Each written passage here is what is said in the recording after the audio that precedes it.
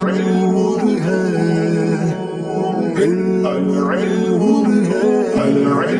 اللہ الرحمن الرحیم. دلالت بودن شیء است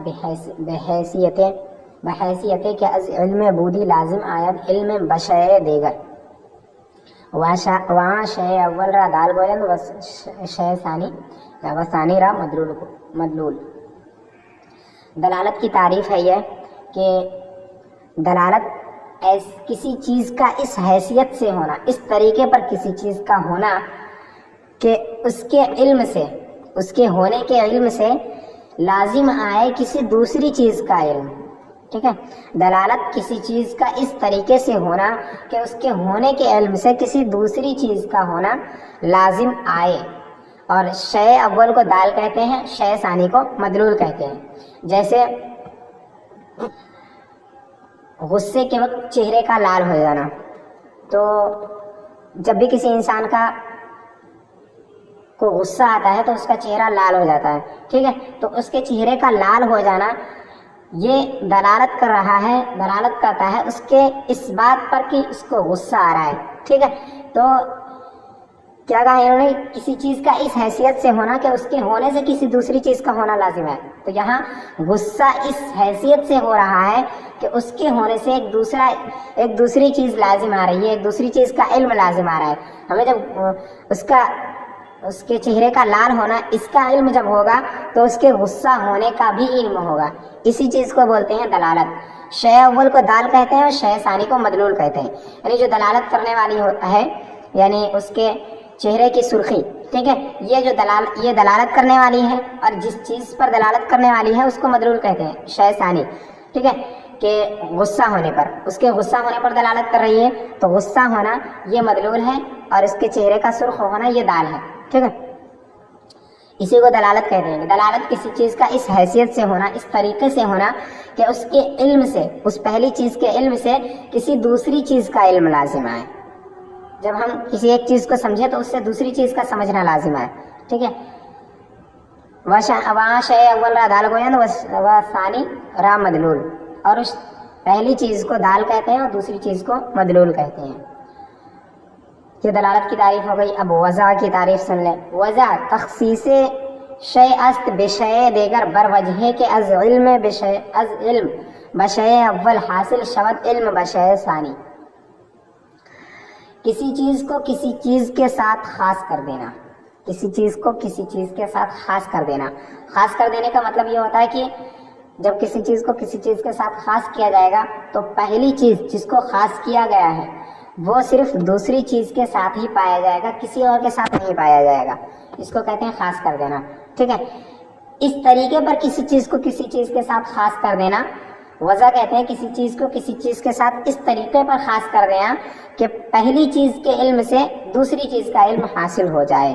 ٹھیک ہے، پہلی چیز کے علم سے دوسری چیز کا علم حاصل ہو جائے. جیسے کوئی بچہ پیدا ہوا، ٹھیک ہے، تو اب اس کا نام رکھ دیا زید، اس کا نام زید رکھ دیا، تو یہ اس کی وجہ ہے. زید کو ہم نے اس بچے کے ساتھ اس طریقے پر خاص کر دیا کہ اب جب بھی کوئی زید بولے گا تو اس سے اس بچے کا علم لازم آئے گا. ٹھیک ہے، اسی کو بولتے ہیں وضع. پس وضع سبب است از اسباب دلالت پس وضع، تو وضع ایک سبب ہے اسباب دلالت میں سے. وضع اسباب دلالت میں سے ایک سبب ہے. فرق کرنے والا یہ جملہ ہے کہ وضع اور یہ دلالت کے درمیان فرق کیا ہے. تو کہہ رہے ہیں وضع یہ اسباب دلالت میں سے ایک سبب ہے، اور دلالت کے ساتھ ایسا نہیں ہے کہ دلالت وضع کی کوئی سبب ہو، ایسا نہیں ہے. ٹھیک ہے، وہ اقسام دلالت بحکم استقراء برسے قسم است. اور دلالت کے اقسام استقراء کے طریقے پر، استقراء کے حکم پر 3 قسم پر ہے. استقراء یعنی کہ تلاش و جستجو جو کی گئی ہے تو اس میں دلالت کی 3 ہی قسمیں ملی ہیں. اب اس سے زیادہ بھی ہو سکتی ہیں، یہ منحصر نہیں ہے ان 3 قسموں کے اندر. اسی وجہ سے کہہ رہے ہیں استقراء کے طریقے پر. یعنی جب استقراء کا معنی ہوتا ہے تلاش و جستجو کرنا. تو تلاش و جستجو کے حکم پر دلالت کی 3 قسمیں ہیں. دلالت 3 قسموں پر ہے. ٹھیک ہے. پہلی قسم ہے دلالت وضعیہ. را کے وضع کہ وضع را درو مدخل است، جس کو وضع کے اندر دخل ہوتا ہے. یعنی وضع کی تعریف ابھی آپ نے پڑھی کہ کسی چیز کو کسی چیز کے ساتھ اس طریقے سے خاص کیا گیا کہ پہلی چیز کے علم سے دوسری چیز کا علم لازم آئے. تو پہلی قسم ہے دلالت کی دلالت وضعیہ. ٹھیک ہے. تو دلالت وضعیہ کے اندر وضع کو دلالت میں دخل ہوتی ہے. وضع کو دلالت میں دخل ہوتی ہے دلالت وضعیہ کے اندر. یعنی دلالت وضعیہ وہ ہوتا ہے جس کے اندر لفظ کی دلالت اپنے معنی موضوع لہو پر ہوتا ہے. جو جس معنی کے لیے وہ وضع کیا جاتا ہے، لفظ جس معنی کے لیے وضع کیا جاتا ہے اسی پر وہ دلالت کرتا ہے دلالت وضعیہ کے اندر. ٹھیک ہے. کہ وضع کو اس کے اندر دخل ہے. وہاں در الفاظ باشد. اور دلالت کی جتنی بھی قسمیں آئیں گی، ابھی صرف یہ نہیں، دلالت کی 3 قسمیں آئیں گی. تینوں قسموں کے اندر 2 قسمیں ہوں گی. یعنی الفاظ کے اندر بھی ہوگا اور غیر الفاظ کے اندر بھی ہوگا. اور یہ الفاظ میں بھی ہوتا ہے. جیسے لفظ زید کی دلالت اس کی ذات پر. ٹھیک ہے. لفظ زید کی دلالت اس کی ذات پر ہو رہی ہے تو ذات پر ہونا. زید کی دلالت اس کی ذات پر ہونا. زید وضع کیا ہی گیا ہے اس کی ذات پر دلالت کرنے کے لیے. کسی کا نام جب زید رکھا گیا ہے تو اسی وجہ سے رکھا گیا ہے کہ لفظ زید اس کی ذات پر دلالت کرے. تو اسی کو وضع بولتے ہیں. زید کو اس کی ذات کے لیے وضع کیا گیا ہے. ٹھیک ہے. تو اس کے اندر وضع ہے اور لفظ زید اپنی ذات پر دلالت کر رہا ہے تو اس کے اندر وضع کو بھی دخل ہے کہ وہ اپنے معنی موضوع لہو پر دلالت کر رہا ہے لفظ زید. وہ ادھر غیر الفاظ باشد. یہ تو لفظ ہو گیا کہ لفظ زید ہے. ٹھیک ہے. اب غیر الفاظ کے اندر بھی وہ ہوتا ہے دلالت وضعیہ. غیر الفاظ میں بھی ہوتا ہے. پہلی قسم جو ہوئی کہ لفظ میں ہوتا ہے تو اس کو دلالت لفظیہ وضعیہ بولتے ہیں. دلالت وضعیہ لفظیہ کہتے ہیں. ٹھیک ہے. اور غیر الفاظ میں بھی ہوتا ہے جیسے خطوط، عقود، اشارات، نصب کی دلالت ان کے معنی پر جو معنی ان سے مفہوم ہوتے ہیں، ان سے سمجھے جاتے ہیں. یہ لفظ کی گزری، یہ غیر لفظ کی ہے. یعنی کوئی ایسی چیز ہے جو لفظ تو نہیں ہے لیکن پھر بھی وہ دلالت کر رہی ہے اپنے معنی پر، کسی معنی پر دلالت کر رہی ہے، ایسے معنی پر جس کے لیے وہ وضع ہی کی گئی ہے. ٹھیک ہے. تو جیسے خطوط کی دلالت. خطوط، خط تو لکیر کو بولتے ہیں اور جو خط لکھا جاتا ہے اسے بھی بولتے ہیں. ایک خط یعنی لکیر کس سے جو چیزیں بناتے ہیں، گول دائرہ ہو گیا، چوکور دائرہ ہوگا، یہ سب چیزیں جو بناتے ہیں تو یہ اپنے ایک معنی پر دلالت کر رہے ہیں اور یہ اسی کے لیے وضع کیے گئے ہیں. ٹھیک ہے. خط کا معنی مطلب یہی ہے کہ خط کہتے ہیں، خطوط خط کہتے ہیں ایک لکیر کو. تو لکیر کے ذریعے سے جو چیزیں ہم بناتے ہیں، گول دائرہ ہو گیا، یہ سب چیزیں جو بناتے ہیں لکیر کے ذریعے سے، ان کی دلالت ان کے معنی پر. یعنی گول دائرہ بنایا ہم نے تو اس معنی پر، یعنی ہم گول دائرہ سے جو چیز سمجھتے ہیں وہ اس پر دلالت کرتا ہے. وہ لفظ تو نہیں ہے، کوئی لفظ نہیں ہے، وہ بس لکیر ہی ہے. تو وہ اپنے اس معنی پر دلالت کرتا ہے اور وہ اسی معنی کے لیے ہی وضع کیا گیا ہے جو ہم اس سے سمجھتے ہیں. ٹھیک ہے. وعقود اور انگلیوں کے پوروں کی دلالت. یعنی انگلیوں کے پوروں سے ہم گنتی کرتے ہیں. ٹھیک ہے. انگلیوں کو پورے سے ہم گنتی کرتے ہیں، شمار کرتے ہیں. تو اس عقود کی دلالت اس کے معنی پر یعنی گنتی کرنے پر، عقود کی دلالت گنتی کرنے پر ہوتی ہے. تو یہ بھی دلالتیں وضعیہ ہے لیکن غیر لفظیہ ہے. اشارات کی دلالت. اب راستے پہ کہیں چلتے ہیں تو اگر کہیں بیچ راستے میں 2 راستے یا 3 راستے مل جاتے ہیں تو اگر آپ کو ایک مخصوص جگہ پر جانی ہے تو اس میں اس جگہ کا نام لکھا ہوتا ہے اور اس جگہ کی طرف اشارہ دیا ہوا ہوتا ہے. ٹھیک ہے. وہ اشارہ مراد ہے. یہاں وہ اشارہ ہوتا ہے تو آپ اس سے سمجھ جاتے ہیں کہ یہ اس کی طرف، یعنی اگر مجھے اس جگہ پر جانی ہے تو یہ راستہ اختیار کرنا پڑے گا، اس سمت جانا پڑے گا. ٹھیک ہے. تو اسی کو بولتے ہیں इशारात, उन्हीं को बोलते हैं इशारात, कि उसका अपने इस बात पर दलालत करना कि रास्ता इस चीज़ का इस तरफ है, वो इस पर दलालत करता है अपने वजह के एतबार से। ठीक है, ये भी कोई लफ्ज़ नहीं होता है, सिर्फ इशारे की मैं बात कर रहा हूँ। जो शहर का नाम लिखा है वो एक अलग चीज़ है। ठीक है, सिर्फ इशारा, जो इशारा उसमें बना हुआ होता है, उस चीज़ की बात है कि इशारा इस चीज़ पर दलालत करता है कि आपको इस तरफ जानी है। वह नुसुब, और नुसुब आप रास्ते में कहीं चलते रहते हैं तो कहीं पत्थर रखा हुआ होता है, उस पर लिखा हुआ होता है कि फला शहर इतनी किलोमीटर। ठीक है, तो उससे पता चल जाता है। या फिर कहीं ऐसा हो कि उस पर कुछ लिखा ना हो, सिर्फ पत्थर रखा हुआ हो और हर एक मील के बाद एक पत्थर रखा हुआ हो, तो आप उससे समझ जाएंगे। अगर आपको ये पता होगा कि फला शहर इतने मील दूर है, तो आप उससे समझ जाएंगे कि आप इतने मील रह गए हैं और इतने मील दूर हम आ चुके हैं। ठीक है, तो नुसुब की दलालत उनके माने पर, नुसुब की दलालत उसके माने पर कि उससे ये समझ जाना कि फला शहर इतनी दूर है, इतने मील दूर है, ये समझ जाना,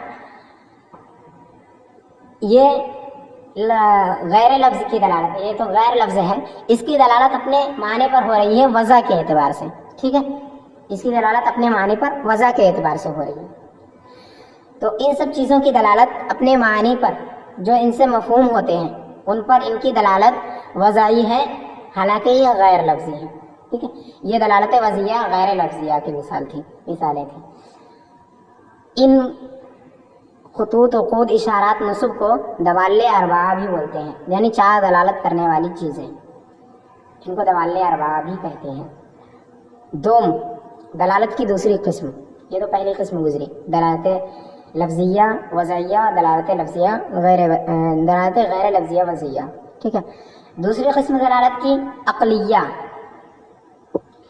के बमुक़्तज़ाए अक़्ल अस्त, के वो बमुक़्तज़ाए अक़्ल अस्त।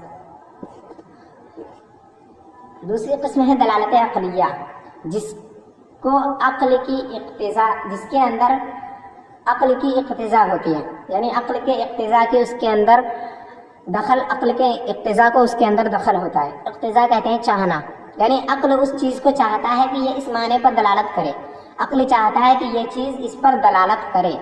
ठीक है, तो अक़्ल को इसके अंदर दखल होता है, अक़्ल की इक़्तिज़ा को, अक़्ल की ख्वाहिश को, इसको बोलते हैं दलालत अक़लिया। ये लफ्ज़ में भी होता है, वही नीज़ दर अल्फाज बाशद, और ये भी अल्फाज में होता है, जैसे लफ्ज़ दैज़, जो कि दीवार के पीछे से सुनी गई हो। चूँ दलालत लफ्ज़ ज़ैद के मस्मू बाशद अज़ वराए जिदार बर वजूद लाफिज, जैसे लफ्ज़ ज़ैद की दलालत, वो लफ्ज़ दैज़ की दलालत, वो लफ्ज़ दैज़ जो सुना गया हो दीवार के पीछे से, इसका दलालत करना लाफिज के वजूद पर।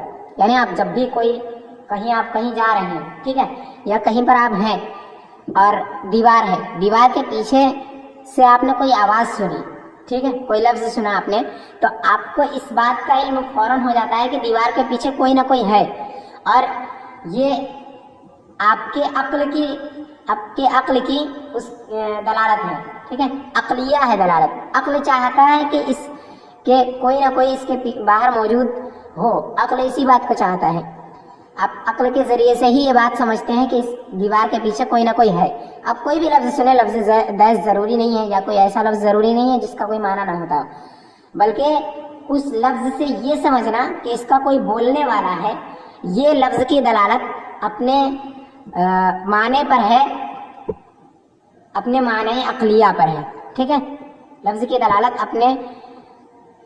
दलालत उसके वजूद लाफिज पर, उस लफ्ज़ की दलालत जो दीवार के पीछे से सुनी गई हो, बोलने वाले के वजूद पर, ये लफ्ज़ की दलालत अपने माने पर है अक्ल के एतबार से।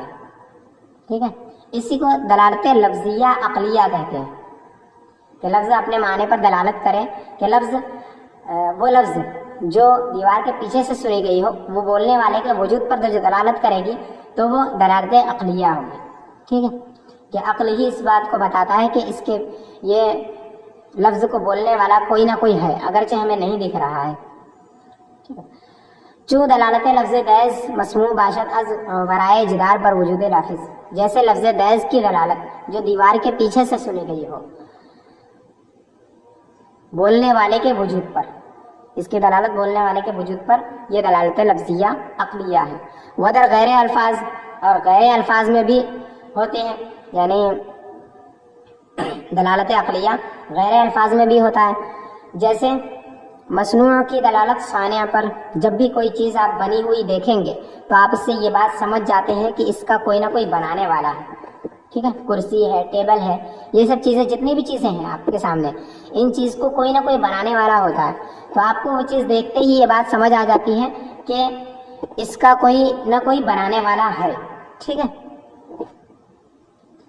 اس کو بولتے ہیں دلالت عقلیہ غیر لفظیہ. حالانکہ یہ الفاظ نہیں ہے، آپ جن چیزوں کو دیکھ رہے ہیں وہ الفاظ نہیں ہے، لیکن آپ کو پھر بھی ان سے اس چیز کا علم ہو رہا ہے کہ اس کا کوئی بنانے والا ہے، اور یہ علم آپ کو عقل کے ذریعے سے ہو رہا ہے. ٹھیک ہے، تو اسی کو دلالت عقلیہ غیر لفظیہ بولتے ہیں، کیونکہ الفاظ نہیں ہے اس کے اندر. سوم دلالت طبعیہ، تیسری قسم ہے دلالت طبعیہ. دلالت کی تیسری قسم دلالت طبعیہ ہے، یعنی طبیعت کے اعتبار سے، کہ بمقتضائے طبع باشد، جو طبع کی اقتضا سے ہو، یعنی طبع چاہ رہا ہو کہ اس چیز کی دلالت اس چیز پر ہو. ٹھیک ہے، طبیعت چاہتی ہو کہ اس چیز کی دلالت اس چیز پر ہو، اسی کو دلالت طبعیہ بولتے ہیں. وہیں در الفاظ یافتہ شود، یہ الفاظ کے اندر پایا جاتا ہے.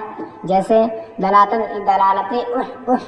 بر درد سینہ ودر، جیسے لفظ جیسے کی دلالت سینے کے درد پر، جب کوئی کرے تو پتہ چل جاتا ہے کہ اس کے سینے میں درد ہو رہا ہے. ٹھیک ہے، تو لفظ کی دلالت اس کے سینے پر، یہ اقتضاء طبع کی وجہ سے طبیعت چاہتی ہے کہ یہ اس چیز پر دلالت کرے، کیونکہ انسان کی طبیعت ایسی ہے کہ جب اس کے سینے میں درد ہوتا ہے تو وہ کرتا ہے، اور جب وہ کرتا ہے تو اس کے سینے میں درد ہوتی ہے. یہ انسان کی طبیعت ہے. ٹھیک ہے، جب انسان کی یہ طبیعت ہے تو طبیعت اس بات کو چاہتا ہے کہ کی دلالت سینے کے درد پر ہو. ٹھیک ہے، تو اسی کو دلالت طبعیہ لفظیہ کہیں گے کہ یہ الفاظ ہیں، یہ موجود ہے. ودر غیر الفاظ باشد، اور غیر الفاظ میں بھی ہوتا ہے دلالت طبعیہ، غیر الفاظ میں بھی ہوتا ہے. جیسے حمرت کی دلالت، یعنی سرخی کی دلالت غصے پر، غصے پر، جب کوئی کسی کا چہرہ سرخ ہو جاتا ہے تو پتہ چل جاتا ہے یہ غصے میں ہے. یہ انسان کی طبیعت ہے کہ جب اسے غصہ آتا ہے تو اس کا چہرہ لال ہو جاتا ہے. ٹھیک ہے، اور زردی کی دلالت شرمندگی پر، جب کوئی انسان شرمندہ ہو جاتا ہے تو اس کا چہرہ زرد ہو جاتا ہے ہلکا. ٹھیک ہے، تو وہ اس بات پر دلالت کرتا ہے کہ یہ شرمندہ ہے. تو سرخی اس بات پر دلالت کرتی ہے کہ یہ غصے میں ہے، اور زردی اس بات پر دلالت کرتی ہے کہ یہ شرمندہ ہے. تو سرخی کی دلالت غصے پر اور زردی کی دلالت شرمندگی پر، یہ دلالت غیر لفظیہ وضعیہ ہے. یہاں الفاظ نہیں ہے، دلالت غیر لفظیہ طبعیہ ہے، یہاں الفاظ نہیں ہے. لیکن انسان کی طبیعت یہ ہے کہ جب ایسا ہوتا ہے تو اس کے ساتھ ایسا ہوتا ہے، یعنی جب سرخی اس کے چہرے پہ آتی ہے تو اس کو غصہ آتا ہے، یعنی جب غصہ آتا ہے تو اس کے چہرے پہ یہ سرخی آتی ہے. اور جب اس کا چہرہ زرد پڑتا ہے تو وہ شرمندہ ہوتا ہے. جب شرمندہ ہوتا ہے تو اس کا چہرہ زرد پڑ جاتا ہے. ٹھیک ہے، تو یہ انسان کی طبیعت ہوتی ہے. تو اس چیز کی دلالت، حمرت کی دلالت غصے پر اور صفرت کی دلالت شرمندگی پر، یہ دلالت غیر لفظیہ طبعیہ ہے کہ اس کے اندر طبیعت کو دخل ہے، طبیعت کی اقتضا کو، طبیعت چاہ رہی ہے کہ یہ اس معنی پر دلالت کرے. فصل، یہ دلالت کی بات مکمل ہو گئی. ٹھیک ہے.